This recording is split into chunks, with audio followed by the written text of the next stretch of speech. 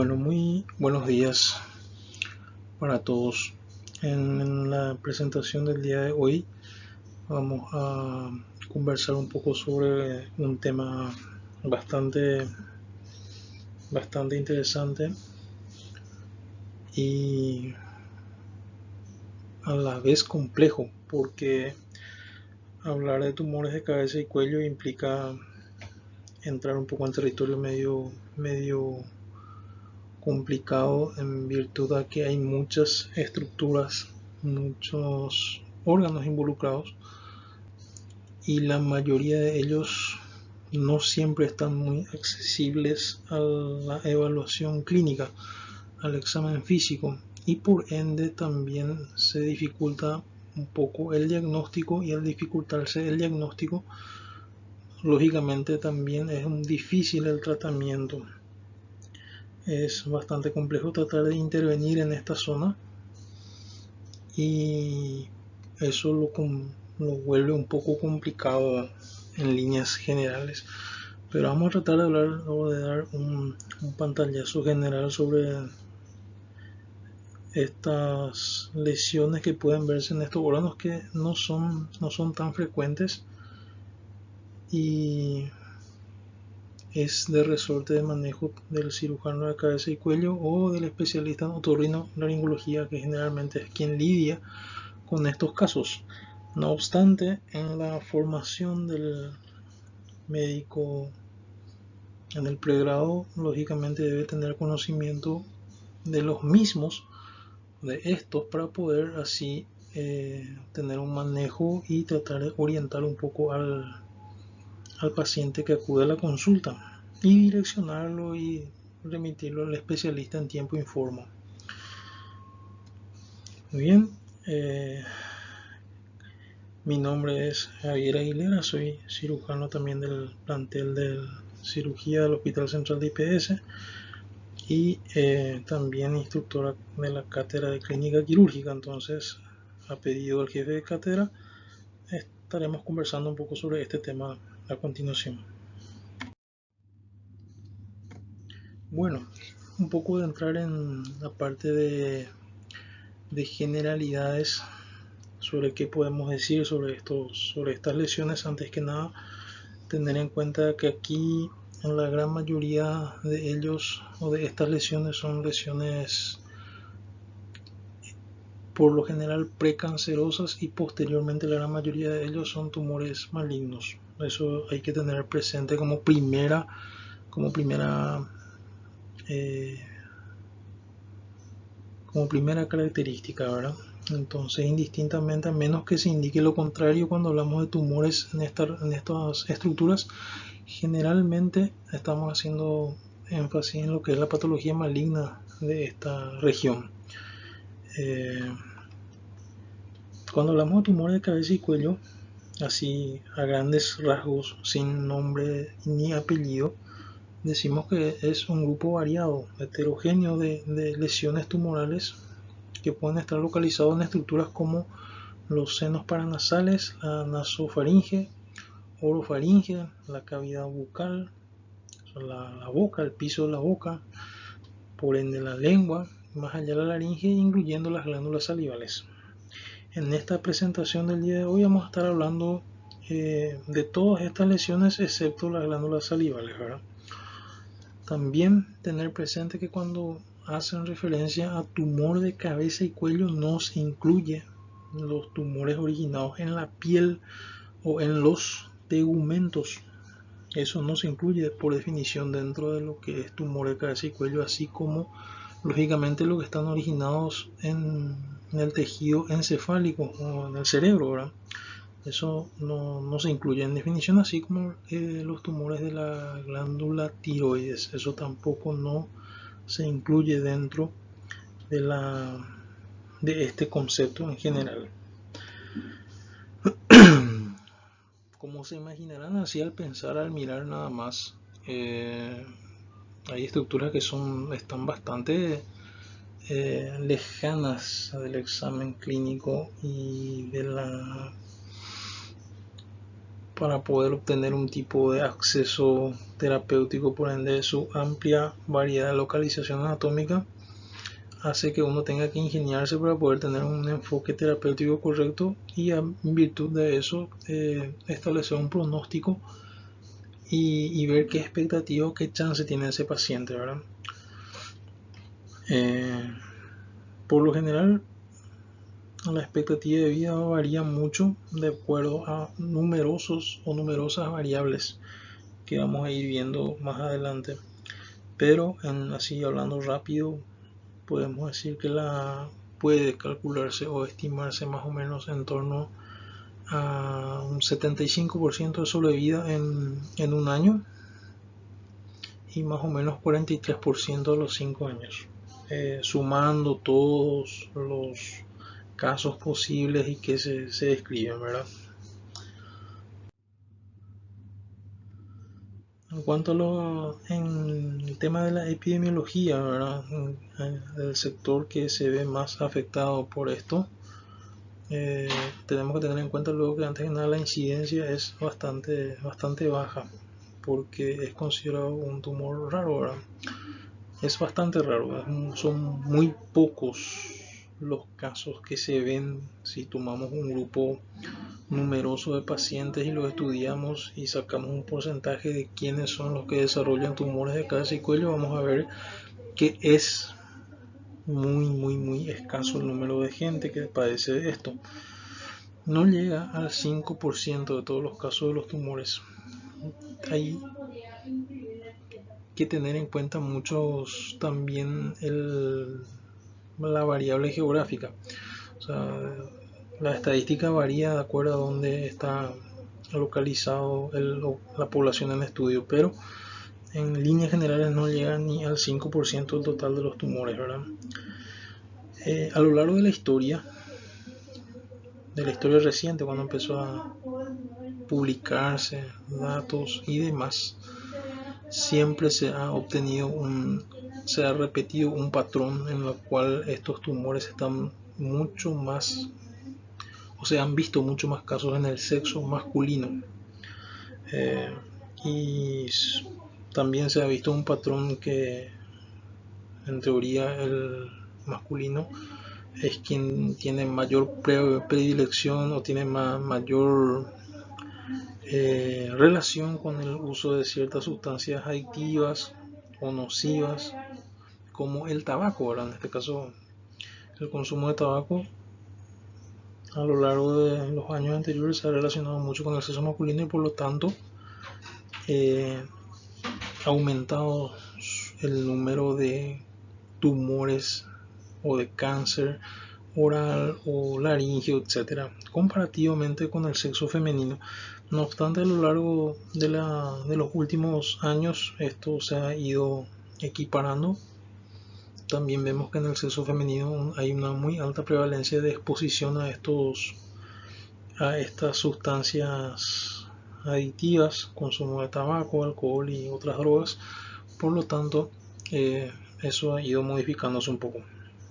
No obstante, si es que ven así algunos libros un poco de años anteriores, van a ver que hacen mucho hincapié todavía en que la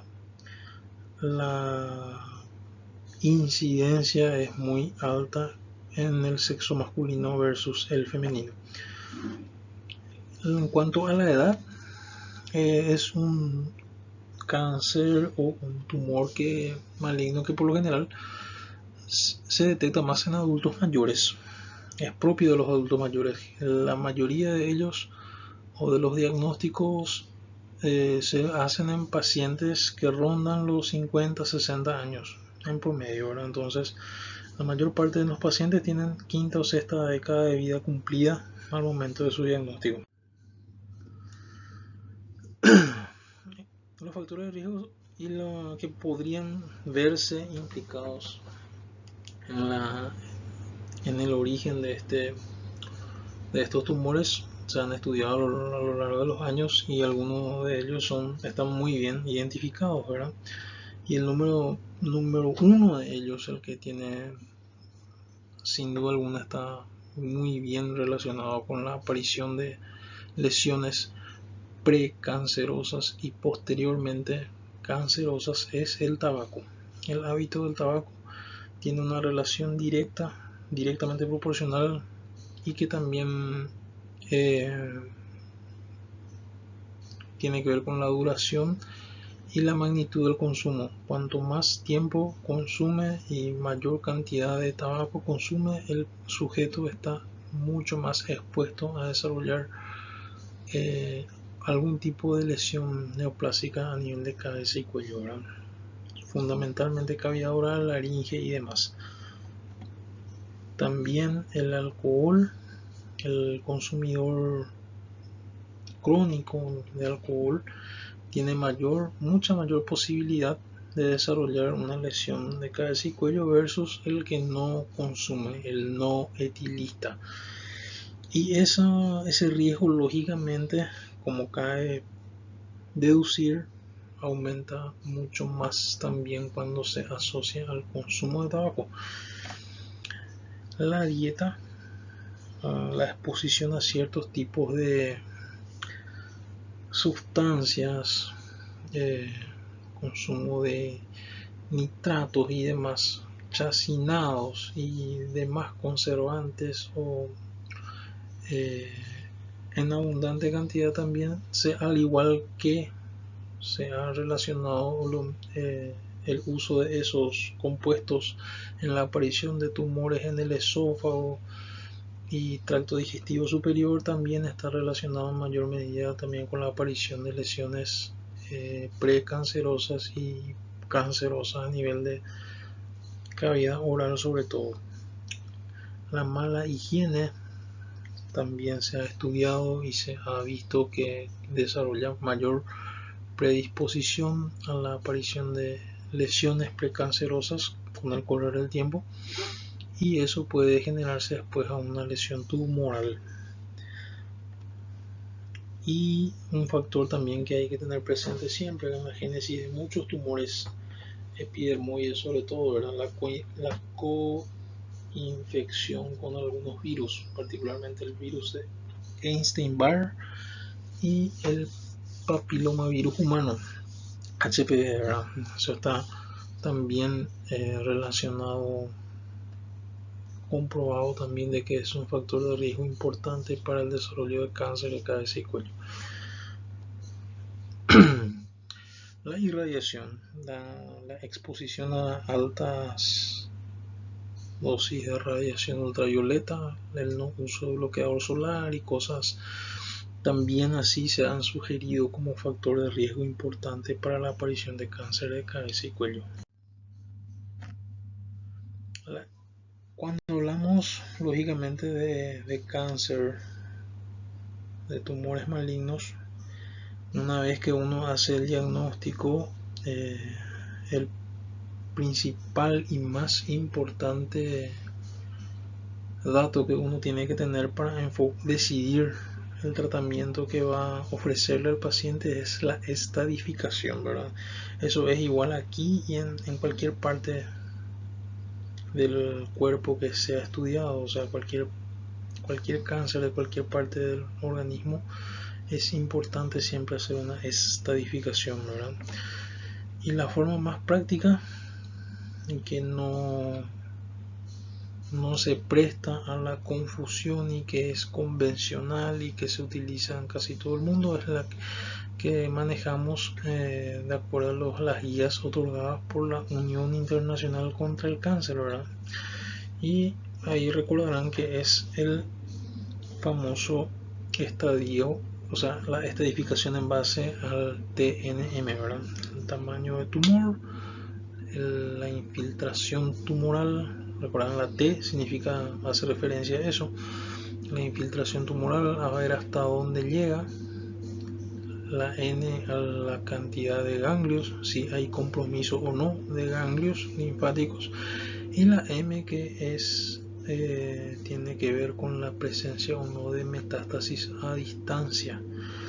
Entonces esas tres cosas tenemos que tener presente cuando estudiamos un tumor maligno de cualquier órgano, y juntamos los tres datos y en base a eso hacemos nuestra estadificación. A mayor estadio, lógicamente, menor probabilidad de éxito y terapéutico y mayor mortalidad, ¿verdad? Entonces es muy importante estadificar.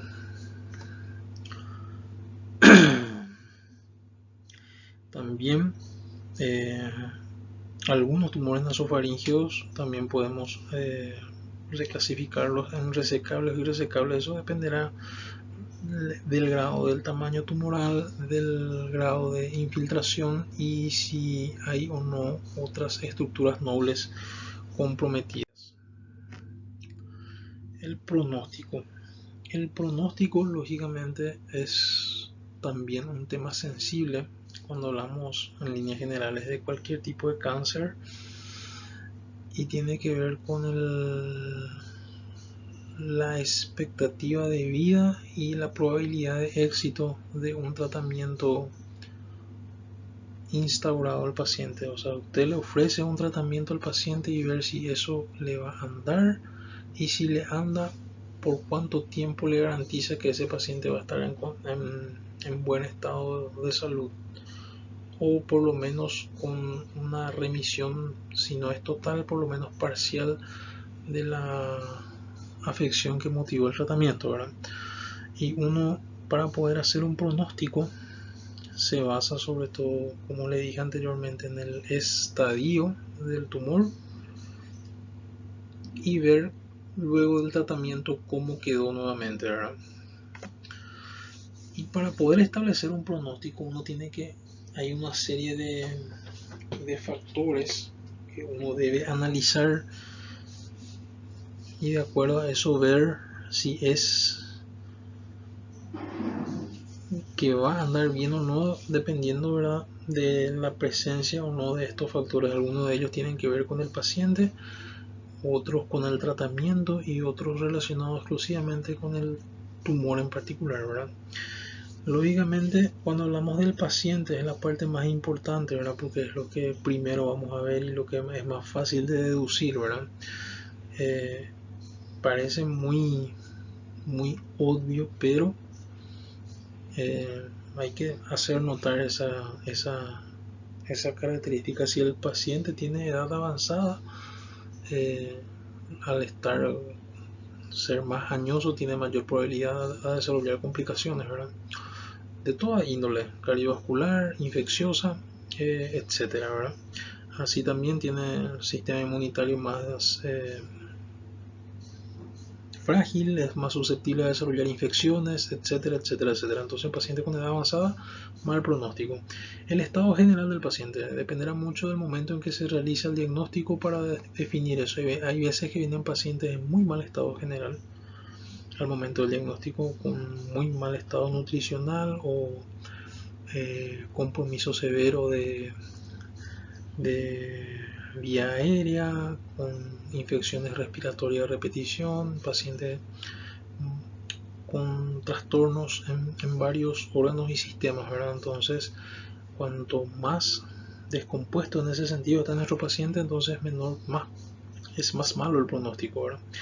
La localización del tumor primario también tiene mucho que ver. No es lo mismo un tumor que probablemente esté localizado en el extremo distal de la lengua, en la punta de la lengua, que un tumor que está localizado bien en el centro del esfenoides, por así decirlo, ¿verdad? O sea, es mucho más fácil tratar y resecar un tumor que está accesible hacia la extirpación quirúrgica a otro que, por ejemplo, infiltra todo el esfenoides y seno maxilar y compañía, ¿verdad? Entonces, la localización también tiene mucho que ver. La nutrición en relación al estado general también. Un paciente que está, hay veces que estos pacientes tienen esos tumores de laringe o de faringe que provocan compresión y el paciente no se alimenta, no puede tragar, no puede comer con normalidad, y eso trae como consecuencia un trastorno de la nutrición muy importante, ¿verdad? Y al estar desnutrido, con proteína baja, albúmina baja y demás, eso lo hace también entra otra vez en el círculo vicioso de la susceptibilidad a todo tipo de complicaciones, ¿verdad? y no es lo mismo.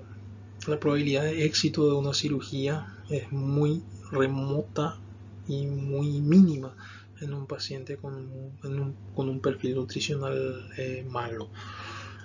Después hay que tener en cuenta también si el paciente está o no infectado con HPV. La presencia de la coinfección lógicamente aumenta la chance de tener mala evolución, y la no suspensión de un factor de riesgo tan importante o tan directamente relacionado como lo es el tabaco. Eso ensombrece el pronóstico si el paciente no colabora en ese sentido. No solamente porque el tumor probablemente ya esté presente, pero recordarán ustedes que el tabaco, más allá de eso, tiene también otras implicancia en otras estructuras y en otras circunstancias, como es por ejemplo el aparato cardiovascular y la microcirculación y cosas así. Entonces es importante que el paciente suspenda ese hábito. En cuanto a la respuesta al tratamiento, lo relacionado con el tratamiento, si el paciente no responde, porque hay veces que uno le instaura una terapéutica, sea por ejemplo lo que se usa mucho en estos tumores de cabeza y cuello es la radioterapia. Si el paciente no responde de entrada, muy difícilmente lo hará después y ensombrece mucho el pronóstico. Entonces por eso es que la respuesta al tratamiento inicial es muy importante.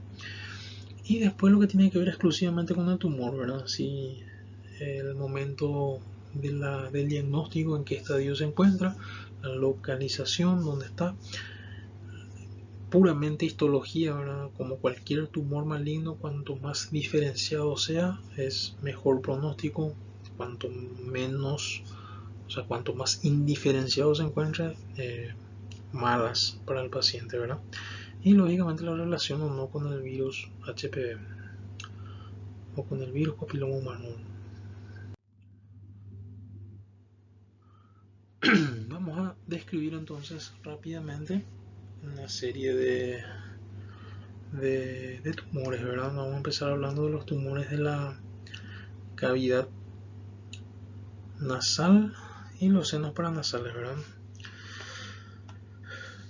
En esta localización anatómica recordarán ustedes las fosas nasales, los cornetes nasales, la cavidad nasal y los senos.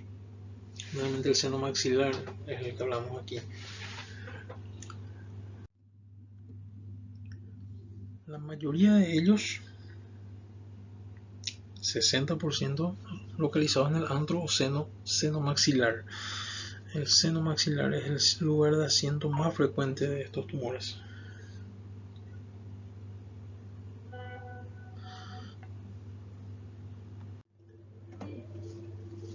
El resto, 20% de estos tumores, se localizan dentro de la cavidad nasal y son por lo general, cuando están presentes, los que son de más fácil, o sea, no fácil, sino que más un diagnóstico más precoz, porque al estar presente en la cavidad nasal generalmente son más sintomáticos y el paciente acude más rápido a la consulta y además es más accesible al examen físico, entonces es más fácil hacer el diagnóstico. Un 10% restante puede estar presente en el seno etmoidal y en seno frontal y esfenoidal el resto. El tipo histológico. Hay que tener presente que, como vamos a ver en la gran mayoría de los casos, en casi todos los casos en realidad, el carcinoma de células escamosas representa casi el 80% de los casos de todos estos tumores. En la porción superior de la cavidad nasal eventualmente pueden verse algunos tipos de adenocarcinomas, pero es realmente bastante anecdótico ese hallazgo. al igual que en un porcentaje pequeño también de senos paranasales que pueden verse carcinoma adenoidoquístico y carcinoma mucoepidermoide. Hay otras variedades que son mucho más raras aún y son aquellos que corresponden a los osteosarcomas, los linfomas, melanomas, angiosarcomas y tumores odontológicos, que son realmente algo bastante anecdótico. En cuanto a las manifestaciones clínicas de estos tumores de los senos paranasales, ¿verdad? Muchos de ellos son bastante pequeños y al ser pequeños son silentes, es decir, que cursan de forma silenciosa y no tienen mayor repercusión clínica. Pero aquellos que están localizados dentro de la cavidad nasal, las fosas nasales, son los que ofrecen mayor sintomatología y pueden causar, por ejemplo, generalmente grado variable de obstrucción, que puede a su vez ser unilateral o puede ser bilateral. En estos casos, además de la obstrucción evidente y donde el paciente refiere tener la sensación de un cuerpo extraño dentro de la nariz y hace que esté constantemente queriendo expulsar ese cuerpo extraño, entonces el paciente está sonando constantemente y no es muy común también que venga con traumatismo local porque el paciente hurga dentro de la nariz como queriendo sacar ese cuerpo extraño que, o sea, en su imaginación o en su percepción, mejor dicho, de tener algo dentro de la nariz que lo está fastidiando, ¿verdad?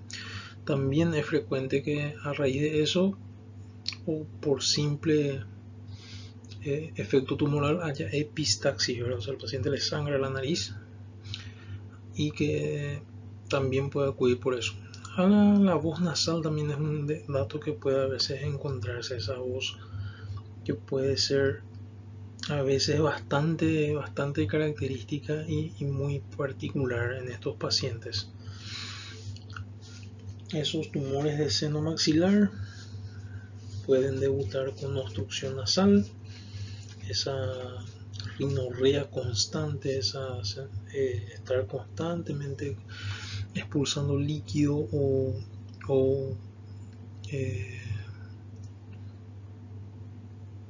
líquido acuoso o un poco más purulento incluso, la halitosis crónica, así como la descarga nasal constante, estar constantemente moqueando, ¿verdad? Como si fuera que el paciente está constantemente con pus o secreción de moco purulento por la nariz. Y ahí hay que tener mucho ojo con esos pacientes que hacen episodios a reiteración en un año de sinusitis, ¿verdad? Esos que tienen cuadros que ellos mismos catalogan de sinusitis. Muchas veces estos pacientes se automedican y tienen un cuadro florido ya de muchos meses de evolución donde el paciente tiene episodios momentáneos de remisión y después vuelve a tener síntomas otra vez y así recién después viene la consulta.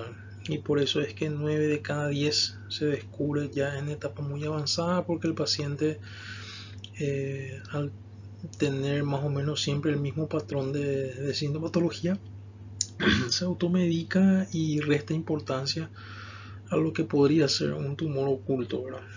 Así que siempre hay que tener presente ese detalle. Imagínense, ¿verdad? Un tumor que está localizado dentro del seno maxilar y provocó una obstrucción a ese nivel, acumulación de detritus, acumulación de pus y ahí descarga nasal constante, ¿verdad? El famoso, el paciente dice, no, esa es mi sinusitis nomás, yo me trato con esto y toma algún que otro antibiótico, algún que otro medicamento sintomático, obtiene relativa mejoría y así nuevamente, ¿verdad? Cuando esos tumores de senos paranasales o de cavidad nasal van pasando el tiempo y tiene estadio cada vez más avanzado, da manifestaciones que son más degradantes. ¿Qué significa eso? ¿Verdad? Que son lesiones que cada vez afectan más la calidad de vida y del individuo, ¿verdad? Y ahí tenemos, por ejemplo, los trastornos estéticos, por así decirlo, donde puede haber deformidad del rostro por retracciones o por eh, úlceras a nivel del rostro. Esos tumores de seno maxilar que van creciendo, crece y ya protruye encima de ahí por paralelo más o menos al alerón de la nariz, y crece mucho, ya necrosa la piel y causa esa lesión ahí. O puede haber simplemente edema por infiltración también de vasos linfáticos y demás, y lógicamente dolor al haber compresión de estructuras nerviosas, ¿verdad? La obstrucción nasal, a veces el paciente puede estar totalmente incapacitado para respirar por la nariz, tiene que estar constantemente respirando por la boca, hay mayor riesgo de broncoaspiración y cosas así, ¿verdad? A veces puede protruir en la cavidad bucal si el tumor de la cavidad nasal o ahí a nivel del seno maxilar es lo suficientemente grande, puede de repente horadar incluso el paladar y caer dentro de la cavidad bucal, ¿verdad? Con todo lo que eso implica. Después también pueden tener síntomas oculares, porque puede haber infiltración orbitaria en mayor o menor medida, uni o bilateral. También eso puede afectar notablemente a nivel de los globos oculares y demás, ¿verdad? Si hay extensión de la nasofaringe, puede haber también obstrucción de la trompa de Eustaquio y puede causar también otitis media a repetición, ¿verdad? También es otro dato de manifestación ya avanzada.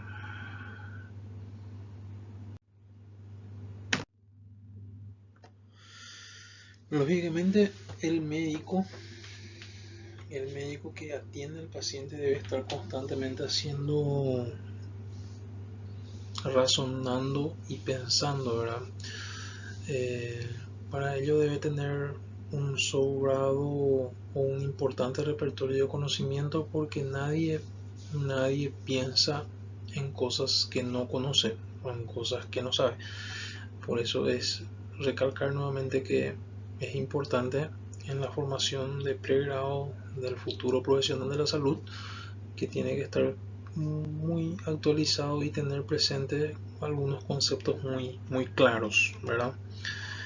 Y por eso recalcar nuevamente esto, que siempre la posibilidad de que haya un tumor oculto en senos paranasales, cuando tenemos por ejemplo un paciente que tiene síntomas compatibles con sinusitis, o lo que él autodenomina sinusitis, que es rebelde al tratamiento por más de 3 semanas inclusive, o que tiene episodios esporádicos y va remitiendo y volviendo de forma rítmica y crónica a lo largo del tiempo, en un periodo, por ejemplo, en un año, en donde el paciente constantemente está con estas molestias, ¿verdad? Entonces, nunca dejar pasar ese detalle de esa posibilidad.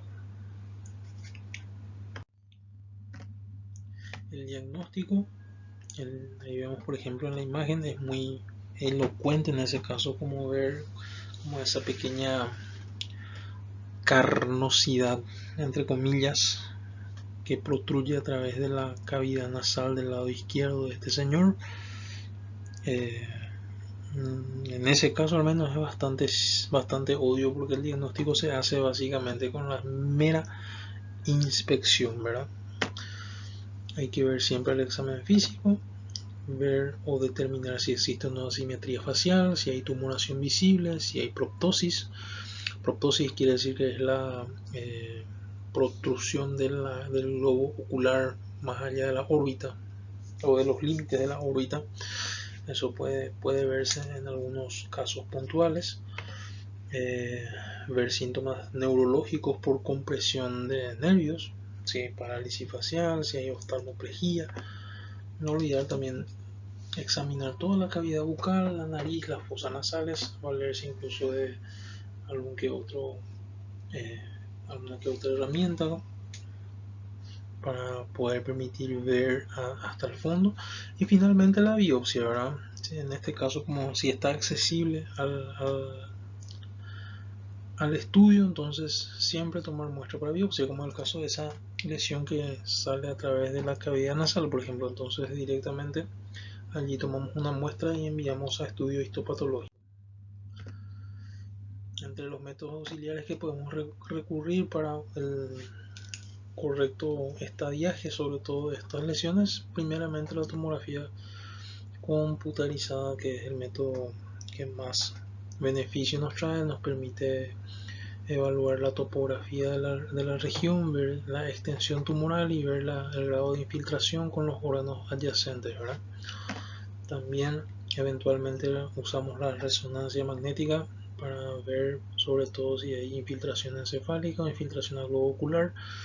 No nos permite eso cuando hay sospecha clínica. La angiografía también eventualmente podemos recurrir. Todos ellos permiten ver la localización, el tamaño, la extensión de la lesión y fundamentalmente la presencia o no de secundarismo o de metástasis a distancia. La tomografía, por ejemplo, nos permite, si hacemos un barrido tomográfico de cabeza, cuello, tórax, abdomen, podemos ver si hay o no extensión a distancia. El patrón de diseminación de estos tumores generalmente secundarizan de la misma manera, que puede ser simplemente por extensión directa, o sea, diseminación local se llama eso, cuando por simple contigüidad invade a estructuras vecinas, que es lo más frecuente en estos tumores de senos paranasales y demás. Por ende, luego de la extensión local ya se hace posteriormente una diseminación regional a otras estructuras óseas de la región, y finalmente la metástasis a distancia, que por vía hematógena generalmente a pulmones y en menor medida huesos, ¿verdad?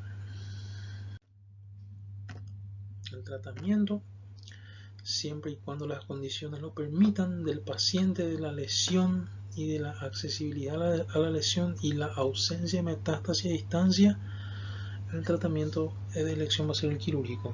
Entonces, por ello, para plantear ese tratamiento tiene que haber chance de resección, o sea, ver bien la tomografía, los estudios como la resonancia y demás, y si es que no hay infiltración a un órgano noble, o si no hay metástasis a distancia, entonces probablemente sea factible la resección quirúrgica con chance de curación, ¿verdad? Y que no tiene que haber metástasis a distancia, lógicamente. Se va a contraindicar la cirugía de curación o con intención curativa cuando hay metástasis a distancia, cuando por ejemplo ese tumor ya se extiende dentro del cráneo y tenemos afectación encefálica, o si hay alteración bilateral de las órbitas, incluso extensión del seno cavernoso. Todo eso son datos que nos sugieren de que no va a ser factible una cirugía de resección. Lógicamente es una cirugía bastante compleja, delicada, difícil y no está exenta de complicaciones, ¿verdad? Extraer un hueso maxilar superior, una maxilectomía, puede provocar un sangrado importante, puede infectarse. Imagínense ustedes que para poder acceder a esa región hay que amputar gran parte de la piel y queda espacio que no puede juntarse borde a borde, entonces hay que hacer lo que se llama colgajo, que es extraer o llevar parte de piel o tegumento de otra región, generalmente de la región cervical, hacia el rostro para cubrir ese espacio vacío, y eso a veces puede no prender, entre comillas, y provoca entonces necrosis de los colgajos, ¿verdad? Y también puede haber otras complicaciones más serias como la fístula del líquido cefalorraquídeo, la infección a su través como meningitis y demás. La radioterapia, que se usa como tratamiento adyuvante, A veces puede ser paliativo cuando la cirugía no es más factible en ese paciente, sobre todo en aquellos casos irresecables. También no está exenta de complicaciones porque puede causar necrosis de parte blanda, lesiones de la órbita, cataratas, queratosis actínica y cosas así. El riesgo de recurrencia siempre es latente, siempre es alto. 40-60% de los casos de estos pacientes pueden tener de vuelta recurrencia con todo lo que eso implica.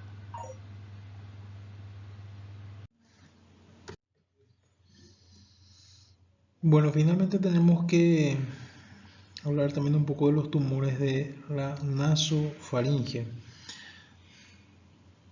En esta encrucijada bastante difícil, en donde suelen alojarse estos tumores, ¿verdad? Como pueden ver en el gráfico, está en una ubicación topográfica bastante complicada, y así como complicada también al estar ahí en el punto donde confluye la vía aérea con la parte inicial, vamos a decirle, del esófago, o donde debe discurrir el bolo alimenticio. Las probabilidades sintomáticas son bastante interesantes, ¿verdad? En cuanto a la etiología, también como casi todos los tumores de cabeza y cuello relacionados con virosis, ¿verdad? La coinfección o la infección previa con virus de Epstein-Barr aumenta notablemente la probabilidad de desarrollo de estas lesiones. El medio ambiente, o en este caso hacemos referencia a la alimentación, ¿verdad? A la ingesta de alimentos, por ejemplo, ricos en nitratos, como le había comentado al principio. Esos tumores de esófago y tubo digestivo superior comparten esta característica, ¿verdad? La sensibilidad genética, si hay en el árbol genealógico ascendente pacientes con esta afección, aumenta la probabilidad de que desarrollen también, ¿verdad? La clasificación, tenemos el tipo 1, carcinoma de células escamosas, que es el más frecuente. El tipo 2, carcinoma epidermoide no queratinizante. El tipo 3, el carcinoma indiferenciado. La clínica de los tumores de nasofaringe es mucho más frecuente que debuten sintomatológicamente en estado o en etapa avanzada. Cuando se hace el diagnóstico, por lo general también es frecuente que haya expansión a ganglios del cuello, es decir, ya hay metástasis ganglionar. Y la triada típica clínica de los tumores de nasofaringe son la masa cervical por la presencia ya sea del propio tumor, o muchas veces con más frecuencia de las metástasis ganglionares, y la obstrucción nasal con la salida unilateral del líquido seroso, y a su vez la otitis serosa, ¿verdad? Esas tres cosas juntas generalmente son lo que se conoce como la triada diagnóstica de los tumores de nasofaringe. La diseminación generalmente es por extensión local en la zona parafaringea, cavidad nasal y bucofaringe. También puede haber invasión de base de cráneo. Entonces hay afectación de los pares craneales 5 y 6, y hasta 9 de cada 10 de estos pacientes, cuando se hace el diagnóstico, va a tener afectación ganglionar, que puede ser bilateral y de tamaño importante, ¿verdad? Con mayor énfasis en la zona 2 y 3 del territorio ganglionar cervical. También es frecuente que haya metástasis a distancia en hueso, pulmones y en el hígado fundamentalmente. El diagnóstico, hay que tener una alta sospecha clínica, Eso tiene que estar presente.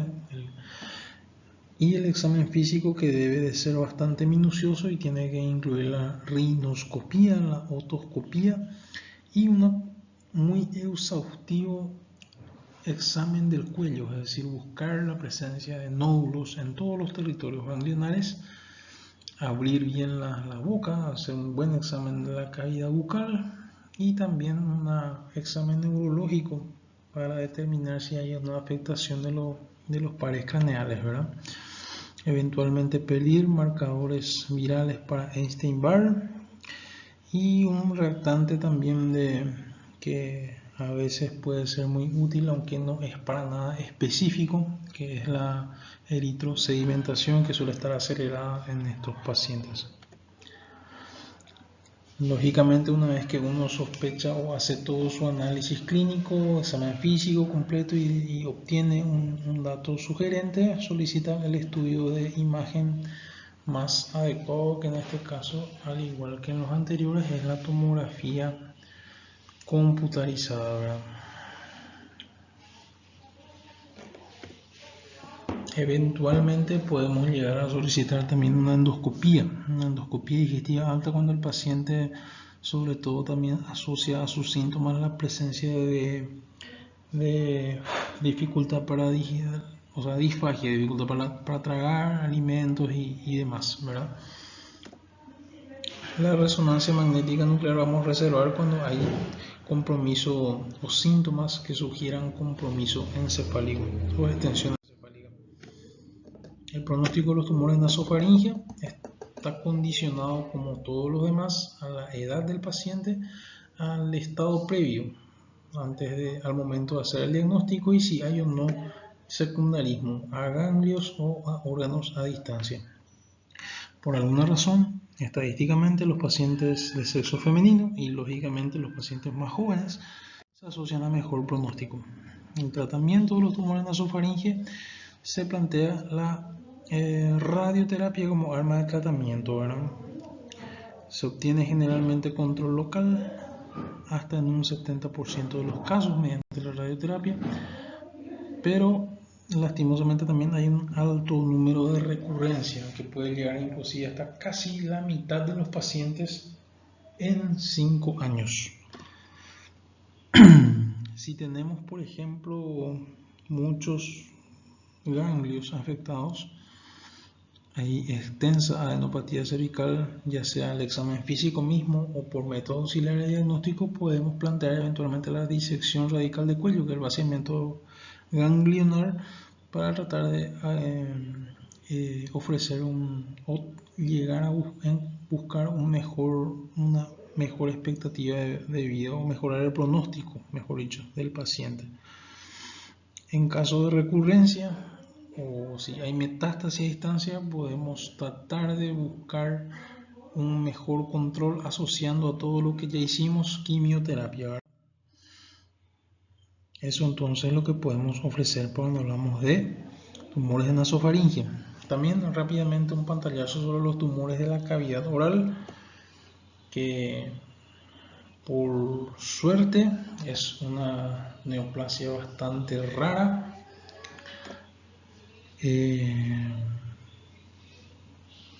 Hoy en día al menos ha bajado mucho su prevalencia, debido a que se han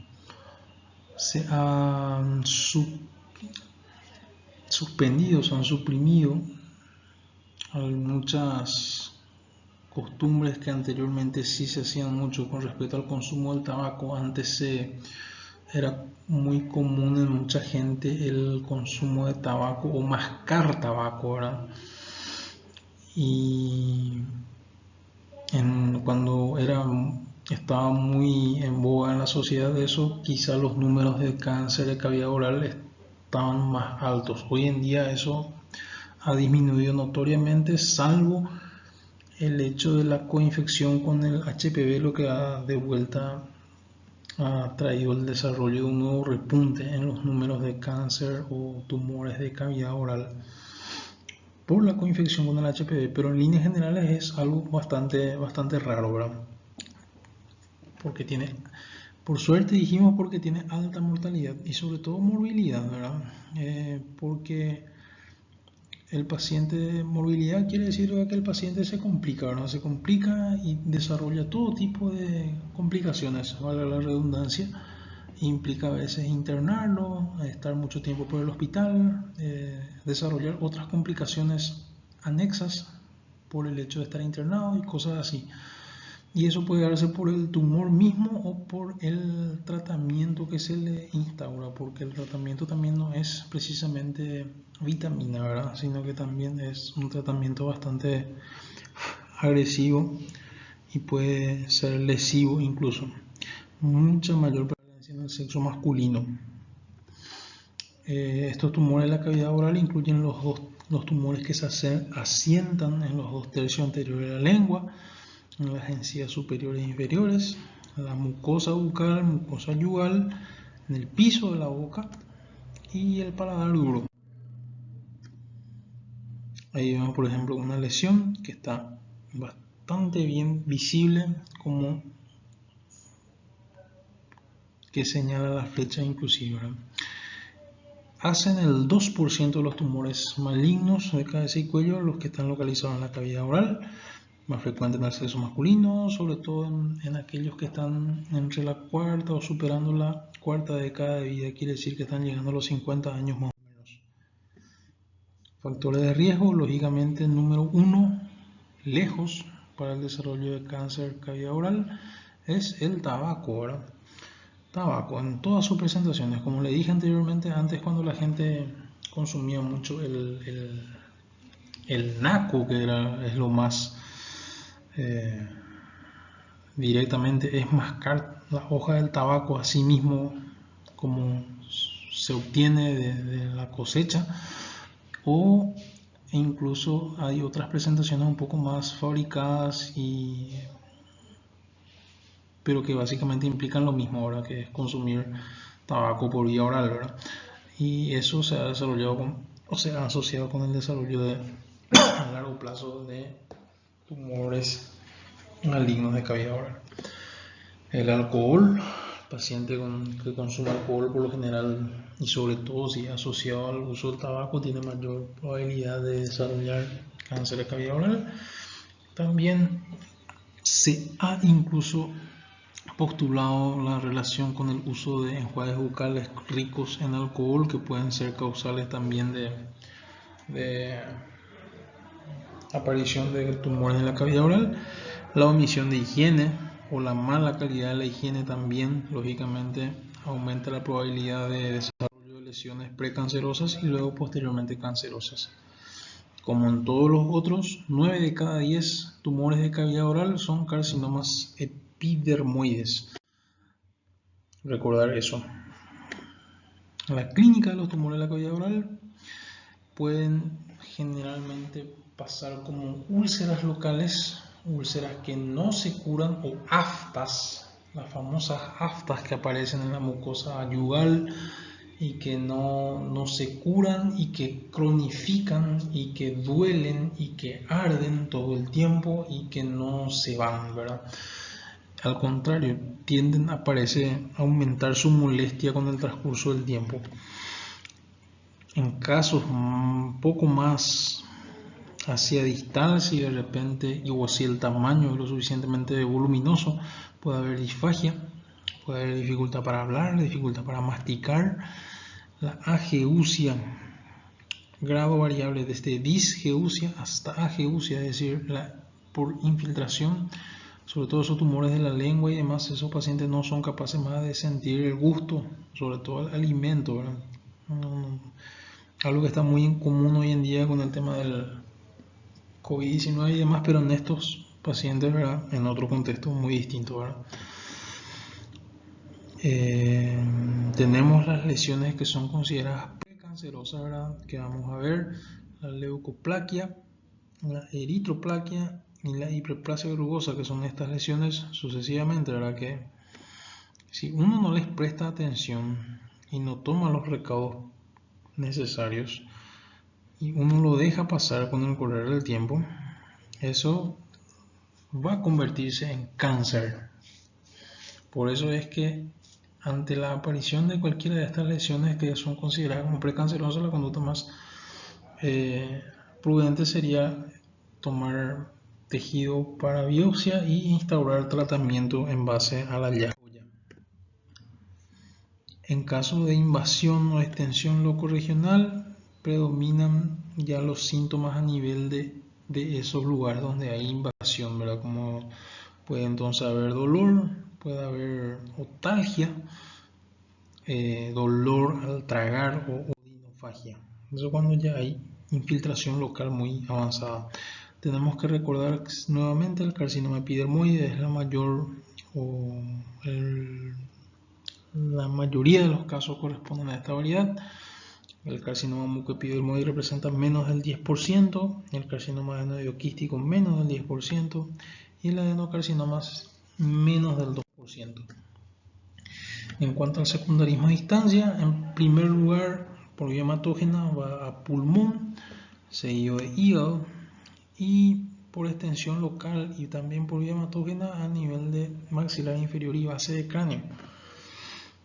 En caso de secundarismo ganglionar o metástasis ganglionar, a los ganglios adyacentes. En primero de todo, siempre el submentoniano, submaxilar, yúgulo digástrico, yugular medio y retrofaríngeo son los que suelen afectarse. Es un tumor bastante agresivo, por eso tiene alta mortalidad, es bastante argel, tiende a crecer rápido y a invadir rápidamente las estructuras adyacentes. El diagnóstico a veces es bastante obvio, es clínico, simplemente con la inspección, pero hay que sospechar en todo paciente que sabemos que le da duro al pucho, ya sea con o sin alcohol, y que tenga una lesión que no cura en la cavidad oral, ¿verdad? Ya sea en la lengua, debajo de la lengua, en el paladar, en la encía, en la mucosa del labio. Una lesión que no cura y que inclusive tiende a permanecer igual o empeorar con el transcurso del tiempo, ¿verdad? Hacer un correcto examen clínico, hay que ver, hay que palpar, hay que ver la cavidad bucal, ver la bucofaringe, el cuello, y siempre no dudar ante la presencia de una lesión que se cronifica, tenemos que biopsiar. Un medio de diagnóstico, un método auxiliar de diagnóstico que nos va a ser útil, en este caso va a ser una radiografía de tórax y una tomografía con contraste también va a ser útil para ver la topografía locorregional y ver hasta dónde llega, si es que hubiere la infiltración. El tratamiento lógicamente está condicionado al estadiaje, ¿verdad? El estadio 1 de un tumor de la cavidad oral tiene que ser un tumor menor a 2 centímetros sin extensión a ganglios. El estadio 2, un tumor menor a 4 centímetros, también sin diseminación a ganglios. Estadio 3, más de 4 centímetros con diseminación a un solo ganglio o homolateral. Y estadio 4 tiene que ver con diseminación a tejido adyacente, labio y demás de la cavidad oral. Las opciones de tratamiento en etapas iniciales podemos plantear la resección quirúrgica, sobre todo en aquellas lesiones que son accesibles, ¿verdad? O eventualmente radioterapia, sí, para tratamiento curativo, ¿verdad? En tumores, por ejemplo, que no comprometen un tercio del labio nomás, entonces podemos ofrecer solamente radiación. Aquellas lesiones que son pequeñas, que localizan el piso de la boca, se puede hacer la exéresis transbucal, puede hacerse radioterapia. Aquellas lesiones que son un poco más grandes y que llegan hasta el periósteo sin llegar al hueso, podemos sacarlo con un margen de 1 centímetro o resección marginal de la mandíbula, los tumores del piso de la boca y demás. Aquellos que son muy grandes, que invaden hueso, hay que resecar el tumor primario y también hay que hacer exéresis de la mandíbula de forma selectiva con disección de cuello.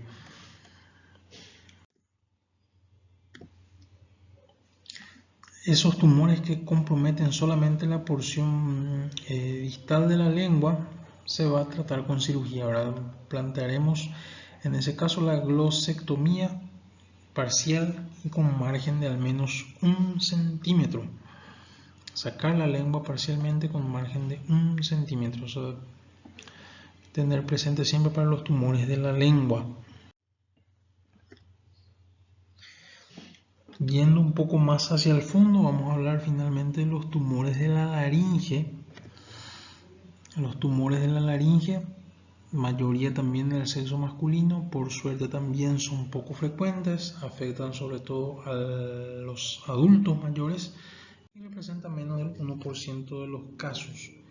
Factor de riesgo, nuevamente, número 1 a tener presente el tabaquismo, el alcohol otra vez presente y la coinfección con virus HPV, así como la mutación del gen P53 también se ha visto asociado a la aparición del cáncer de laringe. La variedad histológica, 9 de cada 10 casos corresponde a carcinoma epidermoide. Muy poco frecuentes son los otros o las otras variedades,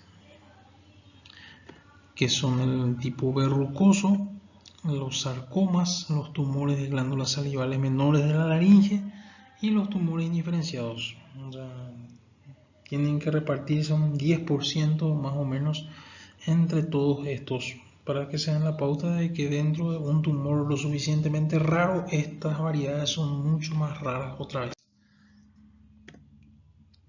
Recordar la topografía laringea, ¿verdad? Entonces, tener presente que es más práctico de acuerdo a la glotis dividirlo en una porción supraglótica, una parte superior, la glotis, que es la parte media donde se localizan las cuerdas vocales, y la subglotis, que es entre las cuerdas vocales y la tráquea. Entonces, para dividir más o menos esquemática y resumidamente las partes de la laringe, teniendo las cuerdas vocales como punto de referencia, ¿verdad? Las manifestaciones clínicas del tumor o cáncer de laringe, entonces por estar la cuerda vocal allí cerca, lógicamente como cabe imaginarse, la sintomatología tiene mucho que ver con la voz o con la fonación. Los tumores que están por encima, los supraglóticos, son muy silentes al principio, pero en estado avanzado sí cambia la voz. El paciente, además, por compromiso local, tiene disfagia, puede incluso tener tos seca, tos irritativa y tiene esputo hemoptoico, es decir, escupe sangre al toser. Y también puede haber adenopatía cervical. Los tumores subglóticos, en cambio, al estar más cerca de la tráquea, entonces en ese caso hay alteración más bien con los movimientos respiratorios y el paciente tiene estridor y grado variable de dificultad respiratoria, que por lo general es creciente, o sea, al principio más o menos, luego un poco más y luego cada vez más dificultad para respirar. El diagnóstico generalmente tiene que ver con la sospecha clínica. El paciente, por ejemplo, que refiere tener ronquera de larga data, o sea, más o menos insidiosa, que fue apareciendo con el tiempo y que no le puede encontrar una causa a esa. Pareciera que tiene laringitis todo el tiempo, como si fuera que estuvo gritando todo el tiempo, y no es así. Está carraspeando constantemente, parece como si fuera que quiere expulsar algo y está todo el tiempo haciendo así, todo el tiempo. O tos seca, así que no cede, ¿verdad? Todo eso debe hacer, más todavía si es un paciente más o menos mayor, 50, 60 años para arriba, y fumador y hombre, ¿verdad? Y todas las alarmas se deben encender cuando el paciente empieza a tener esputo hemoptoico. Eso ni qué decir, ¿verdad? La exploración física en ese contexto también es muy importante. Hay que ver y hay que hacer una laringoscopía indirecta, poder ver la laringe, las cuerdas vocales y ver qué encontramos allí, y también ver el cuello, un minucioso examen físico del cuello, ver si hay o no ganglios accesibles a la palpación.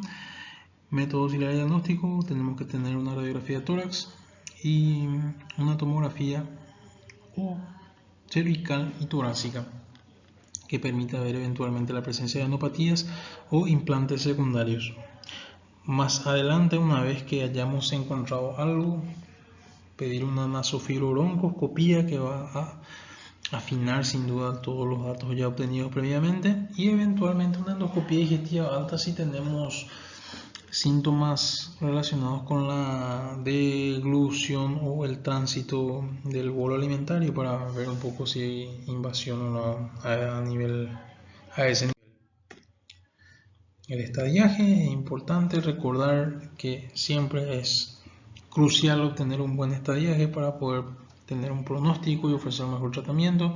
Cuando hablamos de laringe, el estadio 1 es el carcinoma in situ, en donde el tejido tumoral solo está presente en células de la laringe.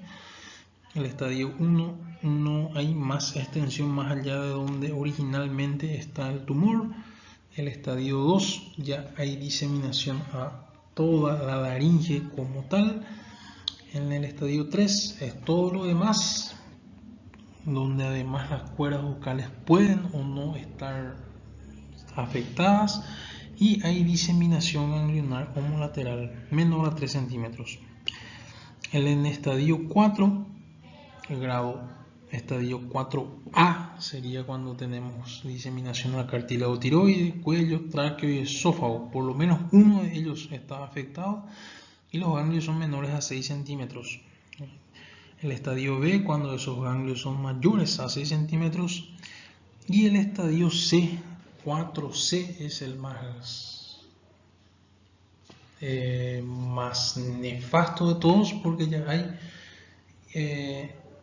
metástasis a distancia, hígado, pulmón y hueso. ¿Qué es el tratamiento que podemos ofrecer? ¿Verdad? En los tumores a nivel de la glotis, dependiendo del estadio, podemos plantear una laringotomía subtotal y radioterapia, ¿verdad? En estadio avanzado, lógicamente hay que hacer una laringectomía total. Lógicamente estas son cirugías bastante morbilizantes y afectan mucho la vida del individuo. O sea, esto implica perder, por ejemplo, la fonación, implica uso de traqueostomía permanente, y, o sea, tiene una serie de cosas que son bastante complejas al momento de manejar en el postoperatorio, ¿verdad? Entonces, no es precisamente como sacar una vesícula o sacar alguna otra lesión, ¿verdad? Es bastante complejo. Los tumores que están encima de las cuerdas vocales, podemos inicialmente ofrecer radioterapia, luego plantear una laringotomía supraglótica en estadio un poco intermedio, y cuando ya he avanzado, lógicamente laringotomía total. En los tumores que están por debajo de la glotis, es el que se demora mucho el diagnóstico, suelen ser casos muy avanzados cuando se diagnostica, entonces sí o sí hay que hacer la laringotomía total si se puede, y generalmente se le anexa también una tiroidectomía subtotal, por lo menos la mitad de una glándula tiroides, para poder obtener una correcta exposición y una correcta disección, y vaciamiento ganglionar, o sea, disección de cuello también, así como radioterapia adyuvante.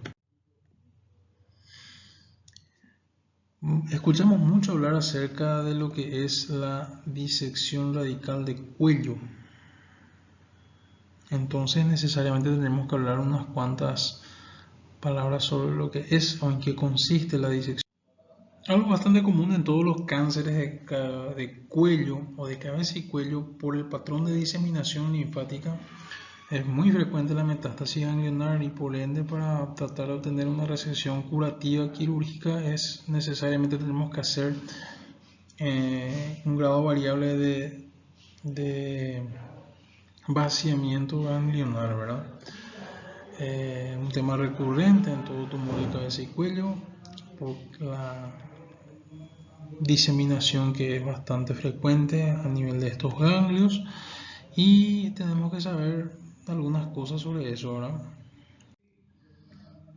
Los grupos ganglionarios del cuello, eh, recordar vagamente que hay 6 niveles, 1, 2, 3, 4, 5 y 6, y eso van a ir viendo en su libro de texto. En el Schwartz se explica bastante detalladamente y a qué nivel corresponde cada uno de estos cuadros que vemos aquí, ¿verdad?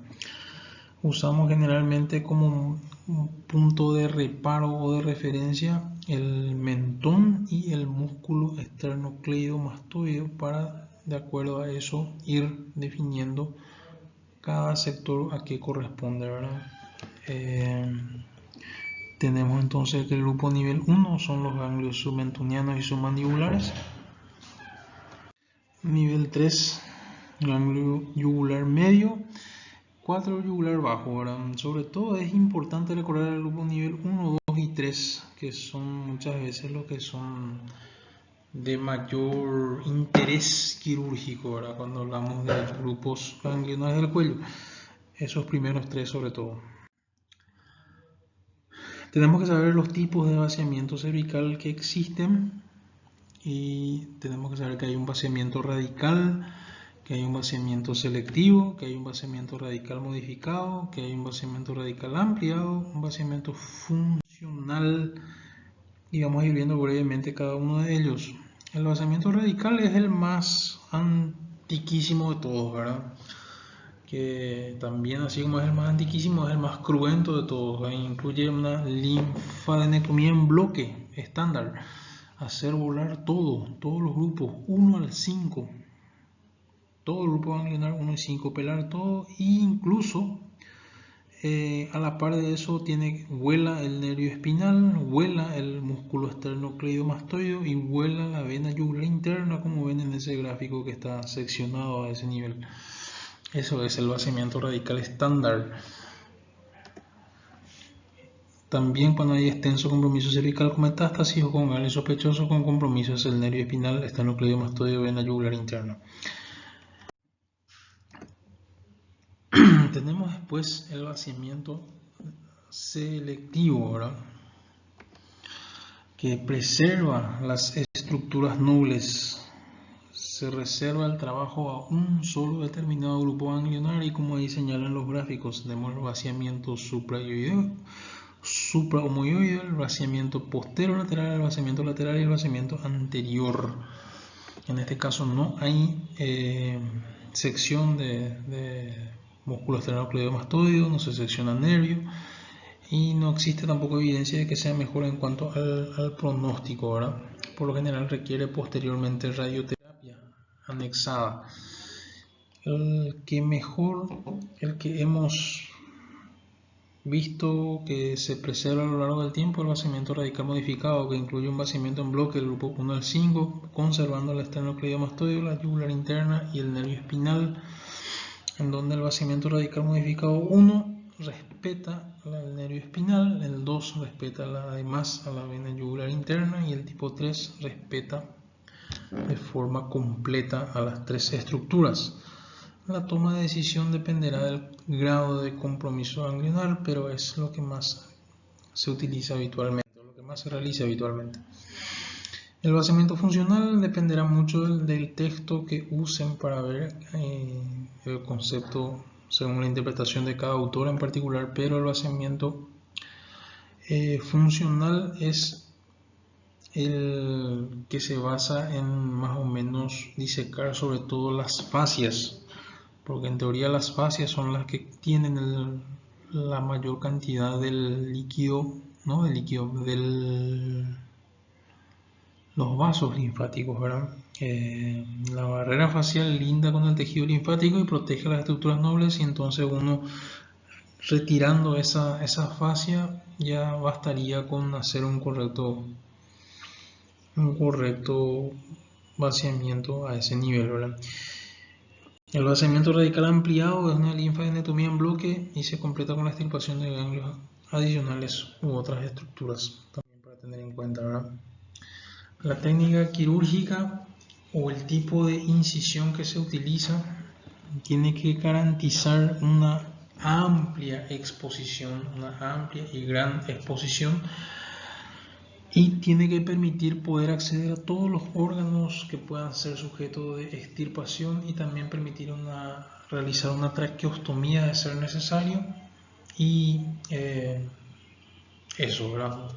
Entonces, muchas incisiones se han utilizado, generalmente dependerá mucho de cada situación en particular, ¿verdad?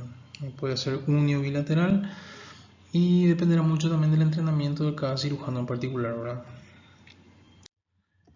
El problema son las complicaciones, ¿verdad? Que algunas son bastante interesantes, ¿verdad? Porque implica dejar mucho espacio vacío y sacar mucho tejido linfático, ¿verdad? Entonces, y escarbar en las profundidades del cuello no siempre está exento de complicaciones, ¿verdad? Entonces, lo más común es la formación de seroma o de hematoma, y que eso se sobreinfecte, ¿verdad?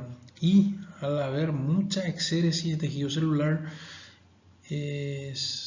y queda mucha piel vacía, por así decirlo, que cubre ese nivel, y con poca irrigación de los tegumentos es muy factible la necrosis cutánea, que es una complicación bastante argiel, sobre todo teniendo en cuenta que es una zona de mucha exposición al cuello y no es nada agradable. Las complicaciones vasculares dependerá mucho del grado de entrenamiento del cirujano tratante y del centro quirúrgico de referencia.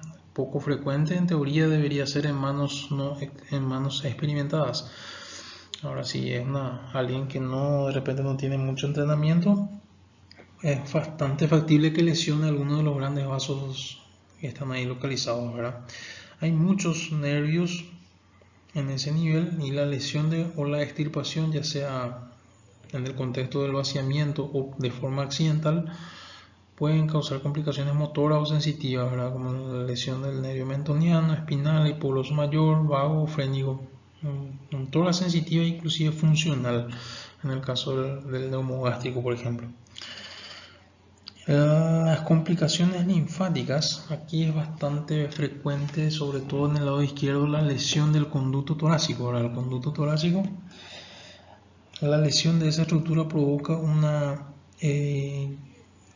quilorraquia bastante desagradable, ¿verdad? El manejo implica internación, prolongación de hospitalización, suprimir ingesta, utilizar nutrición parenteral, sistema de aspiración y demás, porque por la herida operatoria filtra mucho quilo, y si bien suele controlarse y manejarse bien, moviliza mucho al paciente, ¿verdad? Y es una complicación linfática quizá la más frecuente en la cirugía de vaciamiento ganglionar, la lesión del conducto torácico. Si bien, como dice ahí, en la mayoría de los libros esto tiene que ver muchas veces con el grado de complejidad del centro interviniente, extrapolando eso a nuestra realidad, por ejemplo, esos números son un poco mayores, ¿verdad? Generalmente aquí indica que hay que aspirar, hay que vendar, hay que indicar dieta hipolipídica, hiperproteica, y si falla cirugía. Nosotros, en nuestra experiencia en el servicio de cirugía IPS, hemos tenido ya unas cuantas lesiones de conducto torácico, haciendo disecciones a nivel de cuello. Del lado izquierdo hay que tener mucho cuidado, es muy factible lesionarlo, y se hace de manifiesto a veces intraoperatorio luego, o si no en el postoperatorio inmediato, donde a través de la herida operatoria filtra líquido lechoso, que es quilo. Entonces, ¿qué hay que hacer en ese momento? Y bueno, rápidamente lo que hay que hacer es suprimir la ingesta de grasa, y eso va a disminuir la filtración de quilo. Hay que probablemente instalar nutrición parenteral unos días. Hay que instalar un sistema de aspiración, hay que cubrir el lugar donde filtra y conectar a un sistema de aspiración, y que vaya succionando eso y evitando que se acumule o que se disperse, ¿verdad? o que se acumule y se sobreinfecte, ¿verdad? Con esas medidas generalmente también se le puede agregar el oclotride, que también disminuye la secreción, ¿verdad? Con esas medidas generalmente suele funcionar bien. Todo lo que hemos tenido, hemos manejado así hasta hoy y hemos tenido éxito en más o menos una semana promedio de hospitalización. Eventualmente, si no funciona, habría que reoperar al paciente con todo lo que eso implica, pero es una eventualidad para tratar de buscar algún tipo de derivación de ese lugar donde está filtrando, ¿verdad? Y bueno, eso es lo que podemos hablar entonces así a grandes rasgos de estos tumores bastante complicados, bastante raros. Por suerte son poco frecuentes, pero tienen alta morbilidad, alta mortalidad en muchos casos. Y si es que logramos un tratamiento, ese tratamiento mismo a veces puede ser muy morbilizante y cambia radicalmente la capacidad, o mejor dicho, la calidad de vida del paciente, ¿verdad? Entonces, es importante siempre estar constantemente repasando estos conceptos y tener en cuenta, porque como le dije al principio, el que nadie piensa en cosas que no sabe, ¿verdad? Entonces, si a ustedes no se les prende la lamparita de que probablemente un paciente pueda tener un tumor de senos paranasales porque tiene sinusitis a repetición, si ustedes no saben eso, difícilmente van a pensar y van a probablemente caer en el mismo error que el paciente y van a estar constantemente recetando antibióticos y medicamentos sintomáticos así pensando justamente en que es solo eso, una sinusitis más. O tratar como si fuese una laringitis banal con antiinflamatorios y demás a un paciente que probablemente tiene un tumor de laringe, ¿verdad? Entonces es importante estar constantemente retroalimentando y viendo estos casos para poder afinar más los conceptos más allá de la especialidad que uno posteriormente realice, ¿verdad? Y bueno, si hay alguna duda después será trasladada seguramente al Classroom y de ahí podemos comentar de vuelta después. Muchas gracias.